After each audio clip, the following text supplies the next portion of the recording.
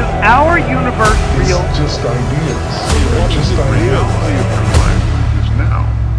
You are tuned in to Psychedelic Download. You are all You know, everything is divine. the actor. There's no thing that isn't divine. Everything is divine, and I'm that. All right, welcome everybody, and plug in to the Cosmedelic Download. Got Mark Marcel here at the table, and We probably shouldn't say that. What? Because you act like you're interviewing me. You know what I'm saying? all right. So I'll You know just what I'm say saying? I'm gonna fuck myself, and you guys are gonna watch. All right. Well, you know what? Well, we do it whatever feels natural. Yeah, Because we just nothing's natural. There's nothing natural. There about is this. nothing natural. You're right. All right, so All right. you gonna let me do this? I'm gonna let you do it. Welcome everybody, and plug on into the Cosmedelic Download. We are plugged in and we have our protection on. That's right. So today we're talking about what it takes to make DIY art. Is it worth it? What are the positives and negatives of publishing your own work out there? Mark here has published many books, has self-published 19 spoken word albums, Yeah, we're counting. Yeah, 19 spoken word albums. and I have self-financed and self-produced through the Nights Young Productions now 4 feature films and many short films and many sketches. So we have come at this from some artists who have just kind of done the bootstrap method, and you know, technology is changing really quickly, and the times are changing really quickly. Revenue shares and streams are just daily changing, and so I wanted to get your perspective on where things are headed, how things have done in the past, and what do you think the advantages are to do of just doing it? Dude, this is actually a good subject matter that you brought forth, because I remember when I first, I want to say even when I first started, but maybe when I was just like taking a step back and looking at everything, like 20, 30 years ago, like you had companies, studios, I mean, you still have them, but that was like your way, signing of one of these companies. You're like, all right, I made it. Now they're going to market everything. They're going to put this. They're going to put that out. And all you do is basically just show up. You know what I'm saying? And I remember when my forte, what I'm known for more than anything is being a poet, a spoken word artist. But I'm many things. And I remember when I first started doing music, I was talking to one of my friends who is a spoken word artist, and I was telling him, I was like, dude, you need to start like creating your own music, you know. He was like, nah, man, I just want to do the poetry. I just want to do the poetry. And I was thinking for myself, I remember when he was saying that, I was like, I understand that, because I just want to do the poetry. I don't want to do nothing. I don't feel like doing all this other stuff. Fast forward 20 years later or so,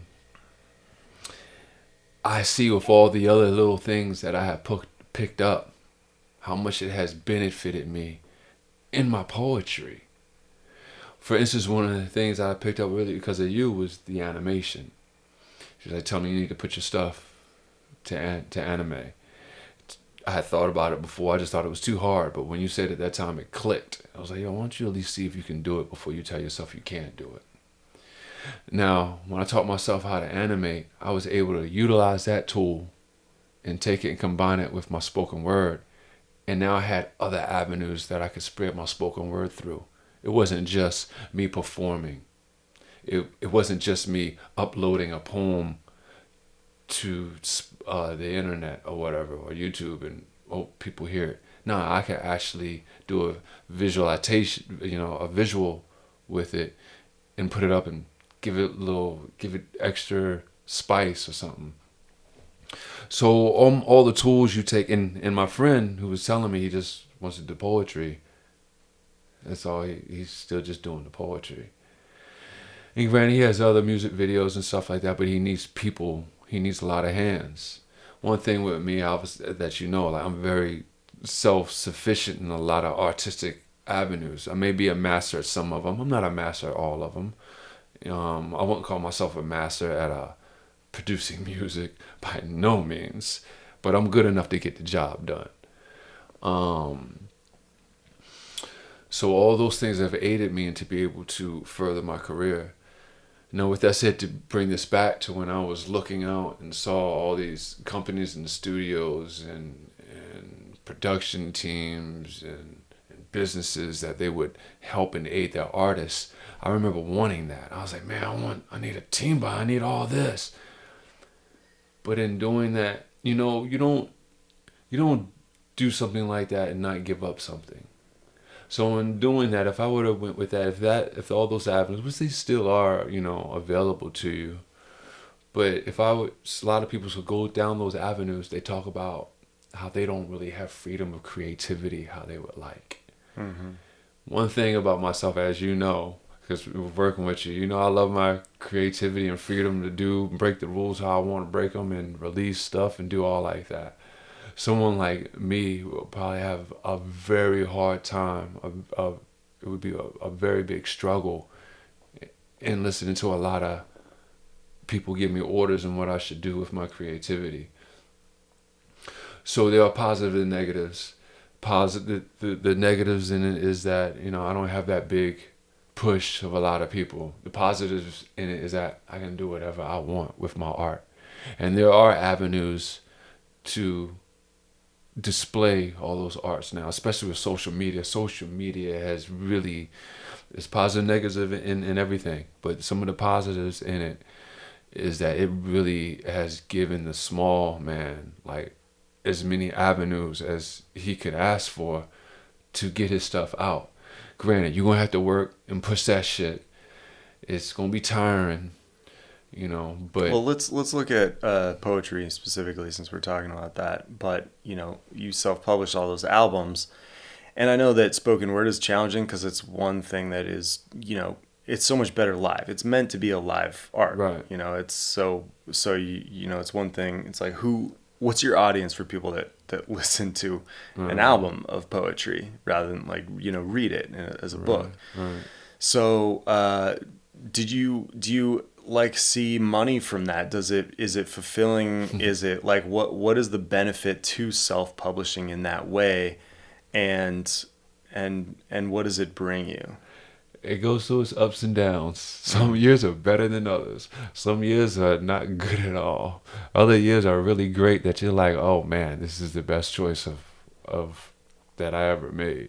Mm-hmm. It really just depends how well you push it.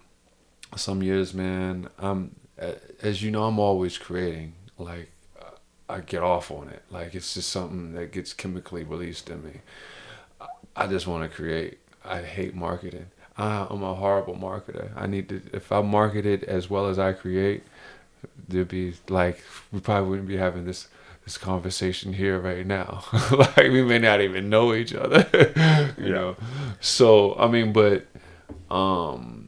so it really just depends how well you push it. But there's been some years, if we're just talking about certain sales where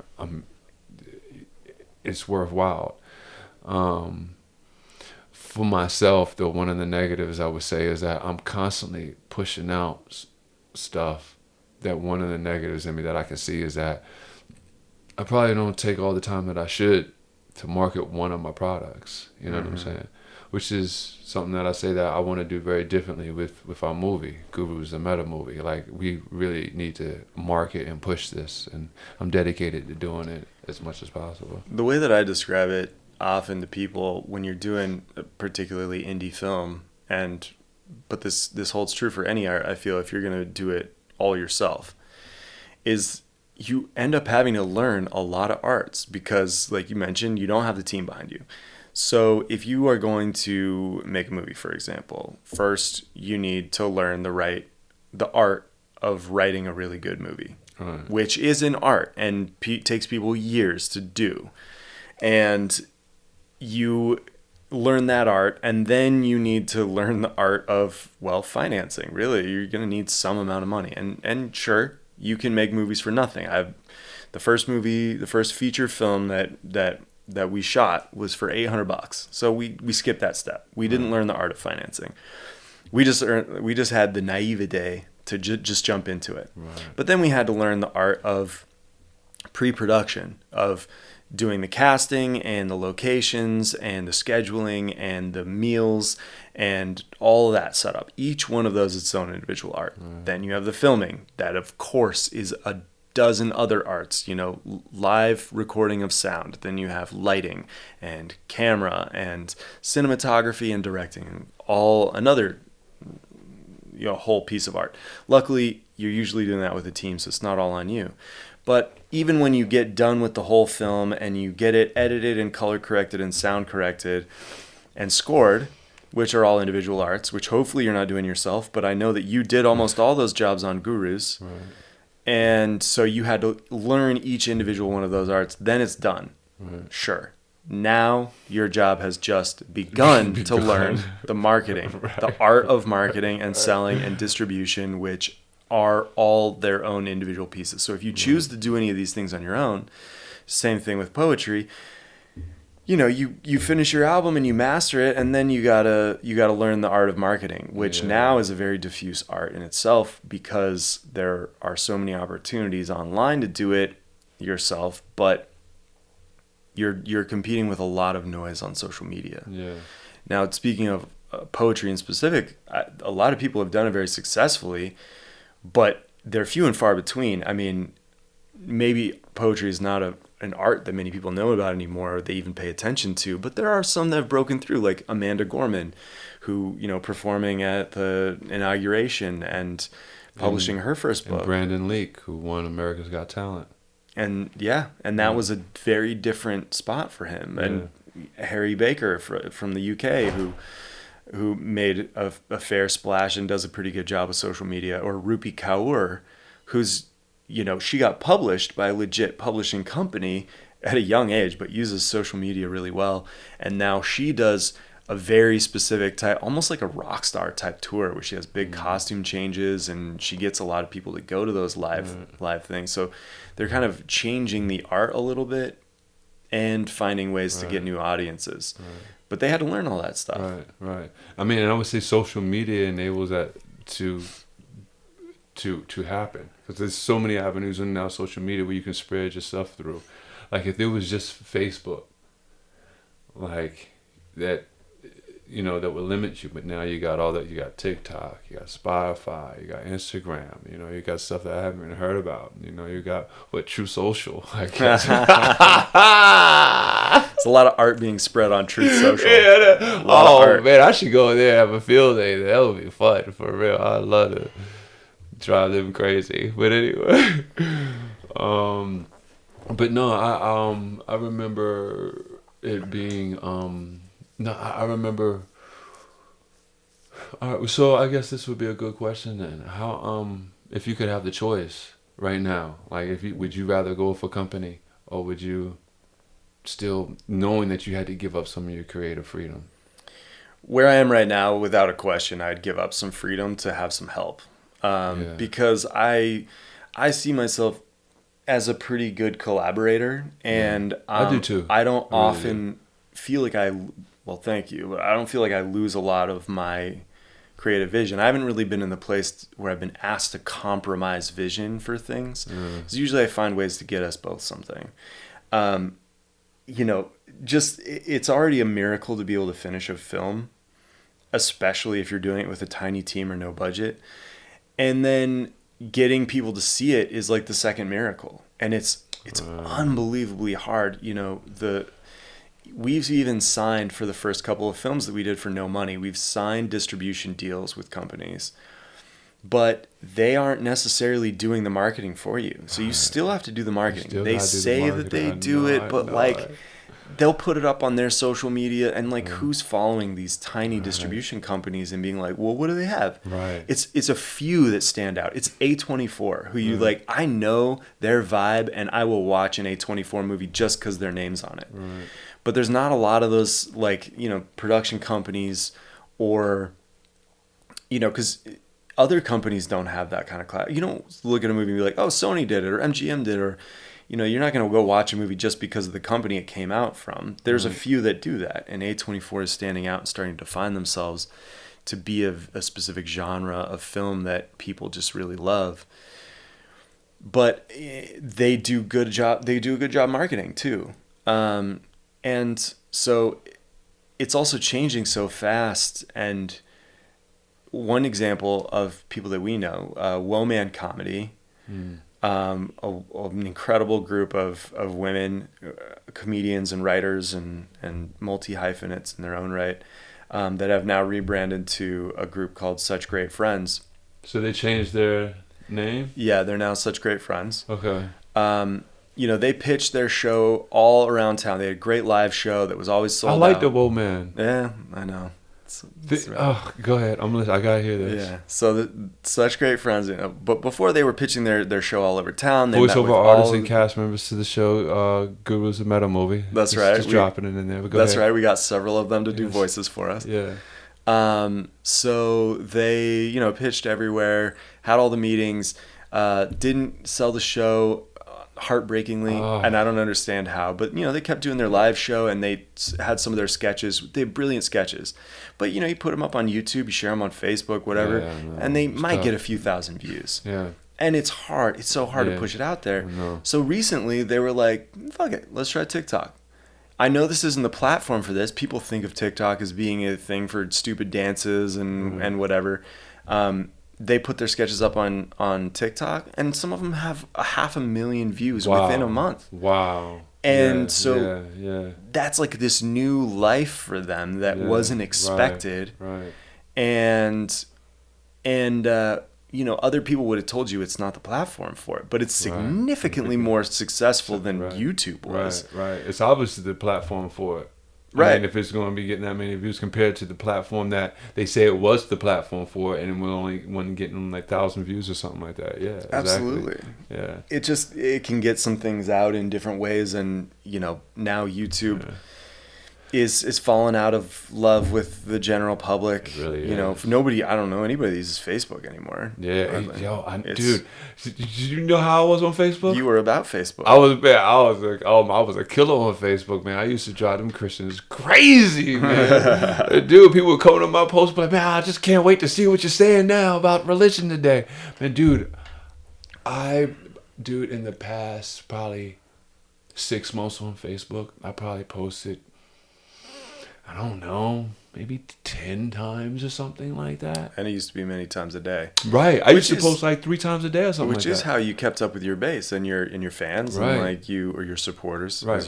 Yeah, I appreciate that. Thanks so much. You know how I feel about that. Yeah, but but that was how it was done, and now it's just like I don't know anybody that's on it. And it feels different. It feels hollow and kind of gross, and I feel like that's maybe the change in commodification that they did to just make it more profitable, and I don't know if it's working, but it's just not the same. It's lost. I don't know if it's because Instagram now took over popularity. Well, they own Instagram too, but I know. And they just didn't. I just feel like it just didn't keep up with the times.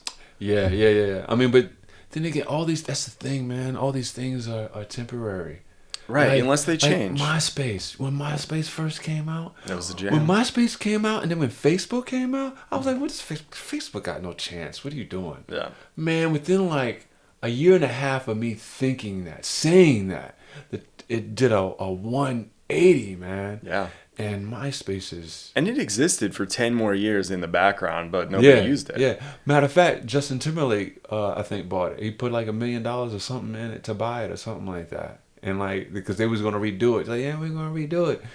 Man, that's the last I heard of it. Yeah, and it's interesting that things are changing so fast. This is not necessarily the track we were going to take. I'm not particularly a TikTok user. Right. But it's interesting seeing all these, totally out of touch politicians trying to take TikTok down.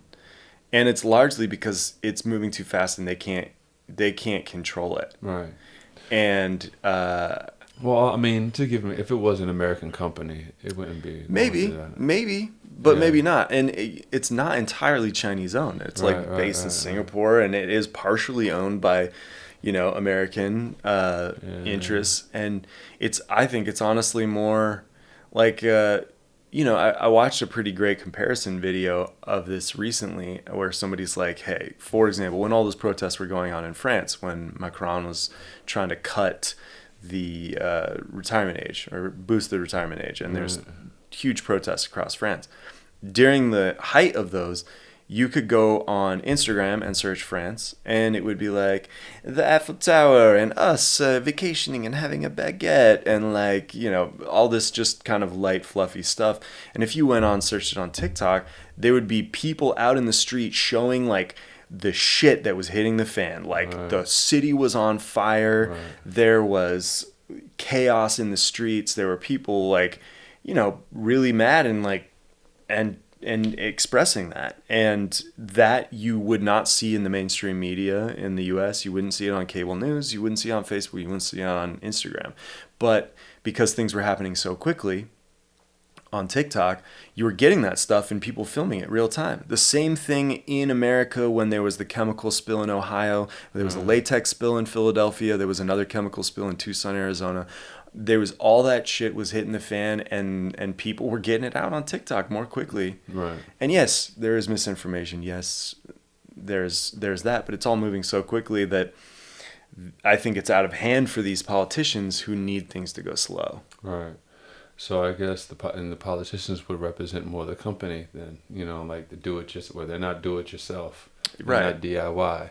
They're like, do it how we want you to do it. So that's a good way to loop it back into this subject of this episode, because I think the old guard is very afraid of how quickly things are changing, how the power is getting into the hands of artists. Right. It's harder for artists to make a living right now in many ways because it's democratized, and a lot of those platforms now give our art away for free. Yes. So we have to be more clever about using those platforms to make it, but it's so much more democratized that the powers that be have a lot less power over what the artists say and do. Yeah. So they're not the gatekeepers of saying, you get to make a living doing this, you get to make a living doing this. Now anybody can do it, everyone can put it out, and it doesn't necessarily have to be 100% of your time. You could still be an accountant and have your musician profile up and be making music at night, or be a poet and a teacher. It's just opened the floodgates for everybody to do it. And if you're good enough at the marketing, you can make a living at it. Yeah. So one of the things that really... One of the things that really influenced me as an artist when it comes to do-it-yourself as opposed to having a large company, as opposed to having one person see it on YouTube, as opposed to having millions of people see it on whatever platform. I saw this video one day, and it's talking about Vincent van Gogh. And I admire Vincent van Gogh for a number of reasons. And they were talking about, obviously one of the most famous things about him is that he only sold one painting when he was alive. Obviously his paintings are everywhere, and it's some of the most expensive, art there is. And they were explaining that Vincent van Gogh was the type of artist that would have did the art regardless of who appreciated it or who saw it. Mm-hmm. He was going to do it no matter what, even if he made a dime or nothing off of it. Or obviously probably didn't make more than a dime off of it. So only sold one, you know what I'm saying? Mm-hmm. But anyway, and that inspired me. I was like, why do I do my art? Do I do my art so I can become this big, famous artist that has all this money and all this lucrative stuff? Or do I do it because I need to get it out? Mm-hmm. And I remember watching it, and speaking of Facebook, I saw it on Facebook, the video. I wish I could find it because it's so inspiring that I would love to share it to other artists. But it was basically saying, it's the difference into me, really. I'm not going to say anybody's name, but there have been artists, I'm not even going to say what genre, so it doesn't even get there, because there's artists that are living off work that they've done years ago. Mm-hmm. And I'm like, where is your work now? What I mean by that is, are you an artist or are you an opportunist? Because you're an artist. You are creating.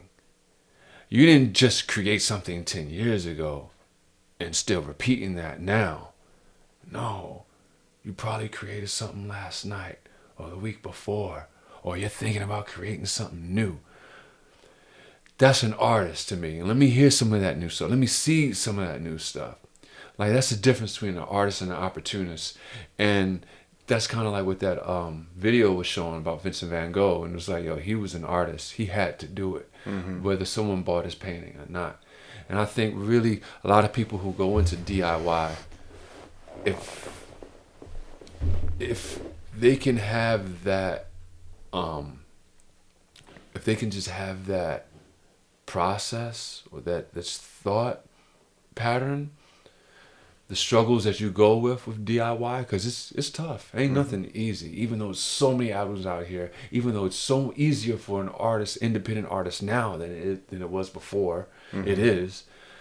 But it may feel overwhelming because there's so many avenues and everything is so flooded with stuff that you think, oh my God, how am I going to get a scene? Okay, I get it, but it's still a lot easier than it was for you 20 years ago.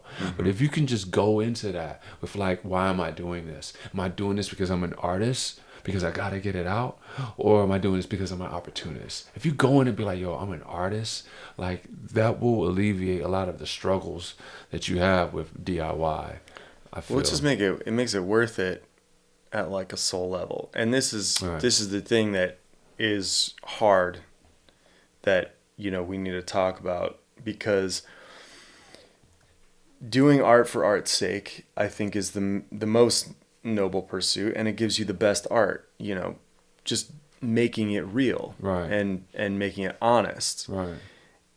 Obviously, we've seen what happens when people make things just to hit what they think the market wants. I don't think it works. And that's why I think the state of the film industry is pretty tumultuous, because, you know, 90% of what you'll see, especially in the theaters, are remakes, sequels, and, you know, superhero movies. It's just regurgitations of each other, and it's a little frustrating. But look at the most original movie, in my opinion, in the last 5 years was Everything Everywhere All at Once, and it swept the Oscars. People were so refreshed by originality and good storytelling. And let me tell you, when you heard the Daniels, the directors, giving their speeches, they were just straight up talking about their love of making stuff. They weren't planning on winning an Oscar, for damn sure. That nobody thought that was going to happen.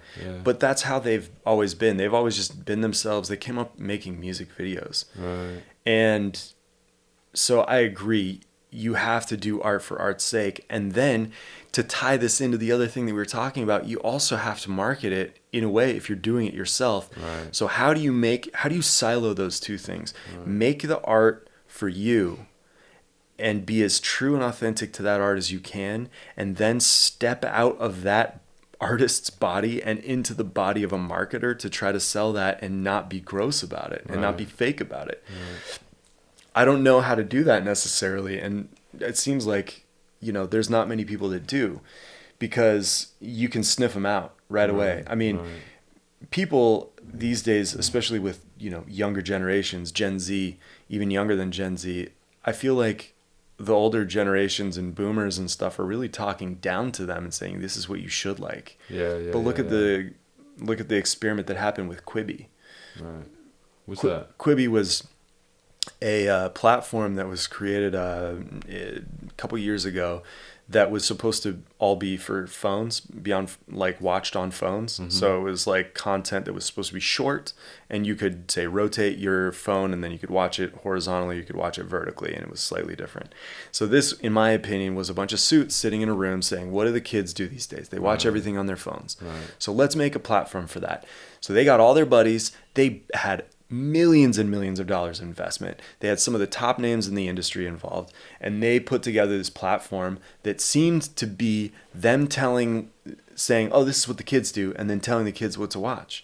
But it wasn't like by them or for them. And the adults weren't going to watch that. They're like, well, people are commuting and watching their phones. And I think it was just done from the point of view of the opportunist rather than the artist. Right. It didn't feel inspired, and it was Right. quickly sniffed out, and it died. And it took millions of dollars of investment down with it. In 2020, I believe, is when it went under. And I think that should be evidence enough. And look, again, I don't know how to do it. I don't think anybody fully knows. You just have to start making the art and see what people connect to. Yeah. I mean, I think when you come from a place when you come from a genuine place, I think the heart can be heard, and dollar signs can be heard. So if you know someone's just doing, like you said, Quibi, just putting out, here, take this, eat this, let them eat cake. You know what I'm saying? Like, people will eventually sniff that out. And not to say, I don't want to say that there was no legitimate artists on the platform. I didn't really get to watch any of it, and it just felt like the piece was just set up in a way that people thought they knew where the market was going, and I'm sure there was a lot of legit artists that were pretty bummed that put their heart and soul into a show that just now got buried and is gone. So, and we had pitched shows to them. To Quibi? Yeah. Right. And stuff that I would be stoked to make. Luckily we still own the IP and we can still make the stuff. But yeah, it's an interesting time for artists. So the platform of Quibi is done?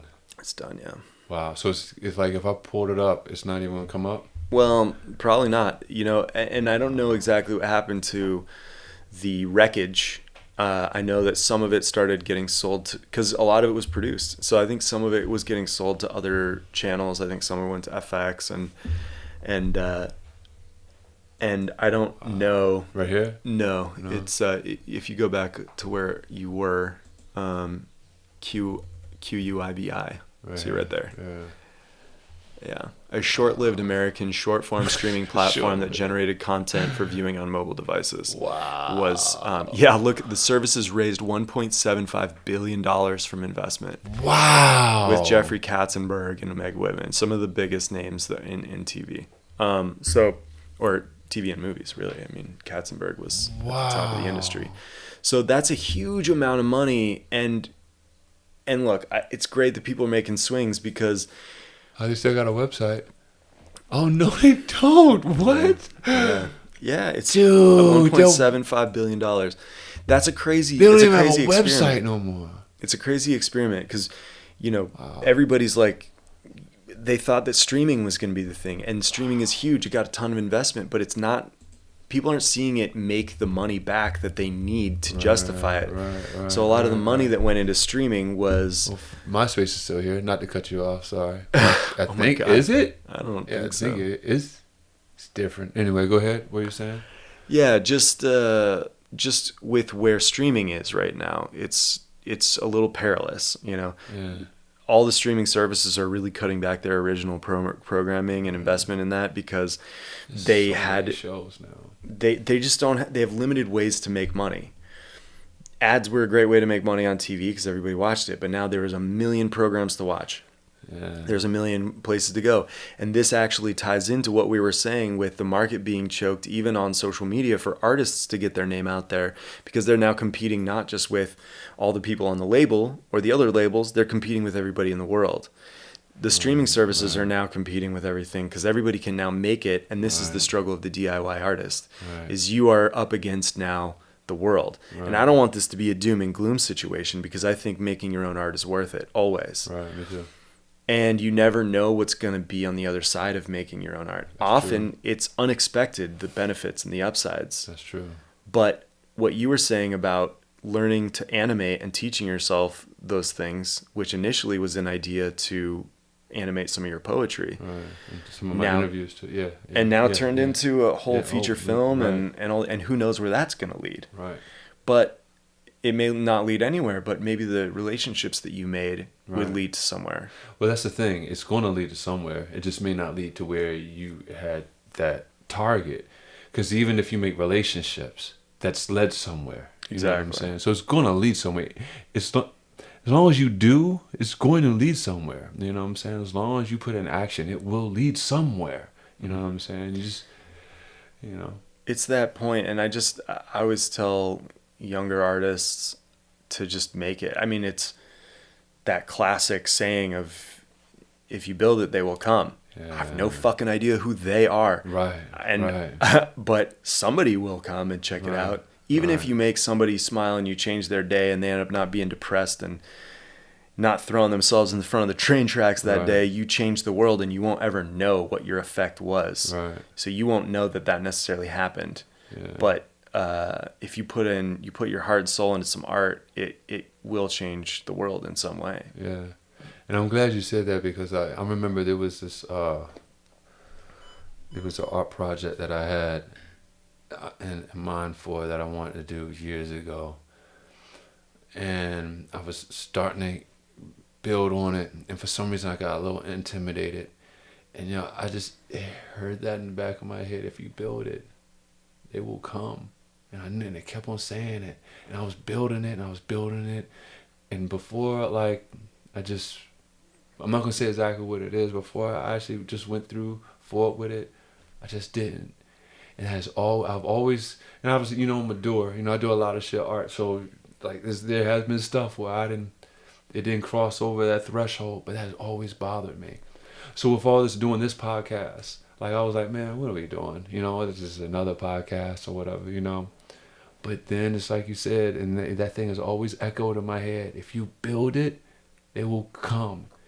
And if we don't do, then we'll be exactly where we were before. Mm-hmm. At least it's something. See where it goes, because it'll go somewhere. Just like you were saying, it'll go somewhere. As long as you put action to it and put it out, it'll go somewhere. And you just gotta be open-minded and ready for wherever that's gonna lead. Mm-hmm. Yeah, you never know where it goes and who it benefits. And we've had stories where, a movie that I thought no one was ever going to see, and it was not going to turn into anything. And I was unhappy with the way it turned out. It was one of the hardest things I've ever done. And I was like, man, was this just a waste of time? Was this just a waste of everything? And I had a buddy that I didn't even know he watched it, but he pulled me aside at a concert. And he said he watched it, and there was a line in the film talking about where there was a guy talking to in a relationship, and he said to his partner, "We earned this relationship. We earned it. It was work, but we earned it, and that's why it's good." And for whatever reason, that line hit him in the right time in his life, where he said he felt that, and then he wanted to also experience that. So it inspired him to propose to his girlfriend. Right. And he just like broke down in tears and was like, man, now, so I'm going to ask her to marry me now. And I was like, deep. Man, that is crazy. Your art inspired that moment for that to happen. Yeah. And he did. That's wild. And he did propose, and she said yes. And so that part was one of those things that gave me the lesson that once you make your art and put it out there, it's not necessarily your business anymore. Yeah. And you hope that if you did it with a clear conscience, and you put love into the art, which is what I think art needs to be. I'm not about this doom and gloom shit and the sky is falling shit. I'm about very positive and uplifting stories, even if they're sad. Right. But they can still, if they're infused with love, people feel that. Right. So that was the perfect example for me. Like, you never know where it's gonna go. Right. He might not have ever told me that story, but he did. Right. And maybe he felt it, and I never heard of it. And so maybe there's other people out there that are affected by that. There are 20 people that have seen this movie. Right. It's called Alex and Jamie. It got put up on Tubi, and I haven't seen. Yeah. It's made very little money. It hasn't made its money back. And it took us 2 years to make it. And it's out there, and I was feeling disappointed because we grew so much during the process that our skills are much better now. Right. So I was like, man, that sucks. That is what that's what's out there and showing my skills when I'm so much far beyond that now. Yeah. But I had to learn it from doing it, and now, even it being lower quality than I want it to be, it's still affecting people. So anyway, the point of that is DIY artists, just keep making your shit. Just keep doing your own art. Do it yourself. To quote the great Mark Duplass, the cavalry is not coming. No one's coming to help you. You got to make it, and you don't know what it's going to lead to. So that is your Cosmedelic download. I love it. For the day. All right, we're plugging out of here. See y'all. Is our universe real? It's just ideas. I mean, what is it?